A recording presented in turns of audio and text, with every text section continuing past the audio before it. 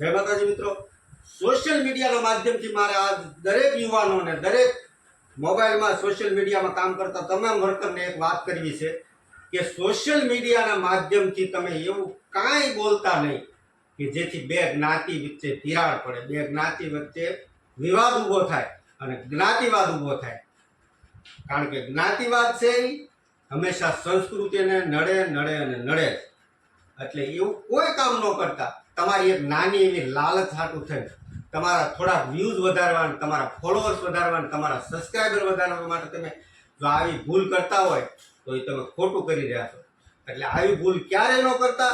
તમામ સમાજને હું નમ્ર વિનંતી કરું છું. તમામ યુટ્યુબ ચેનલમાં કામ કરતા હોય એને વિનંતી કરું છું અને ફેસબુકમાં કામ કરતા એને વિનંતી કરું છું કે તમારા નાના એવા લોભ હાટું થઈને આવું કામ ન કરતા. બે જ્ઞાતિ વચ્ચે વિવાદ થાય ને એ વિવાદ ક્યાં જઈને અટકે, એનું પરિણામ શું આવે એ કદાચ તમે યુવાન હોય તો તમને ખબર નહીં હોય કે આનું પરિણામ શું આવે અને સંસ્કૃતિને કેટલું હાનિકારક હોય.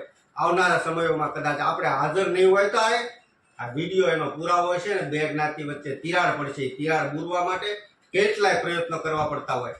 એટલે બે જ્ઞાતિ વચ્ચે તિરાડ પડે એવું કાર્ય કામ ન કરવું. અને આ વિડીયોને દરેક જ્ઞાતિ સુધી, દરેક સોશિયલ મીડિયા સુધી પહોંચાડજો, દરેકને ખ્યાલ આવે કે આવું કાર્ય આપણે ન કરવું જોઈએ. એક વાત કરતાં પહેલાં 100 વાર વિચાર કરવો જોઈએ કે આ વાતમાંથી બોલાય કે ન બોલાય. 4 પ્રકારની વાણી છે: પરા, પશ્યંતી, મધ્યમા અને વેખરી. એમાં પરા અને પશ્યંતી તો આપણે ન બોલી શકીએ, પણ મધ્યમાં તો બોલી શકીએ. હાવ વેખરી વાણીમાં જ વાત કરવી એવું કોઈ દિવસ ન કરાય. એટલે તમામ કામ કરતા મિત્રોને મારી એક નમ્ર વિનંતી છે કે આવું કાર્ય ન જ કરવું જોઈએ. અને દરેકને વિનંતી કરું છું કે આવું કાર્ય હવે પછી ન કરતા.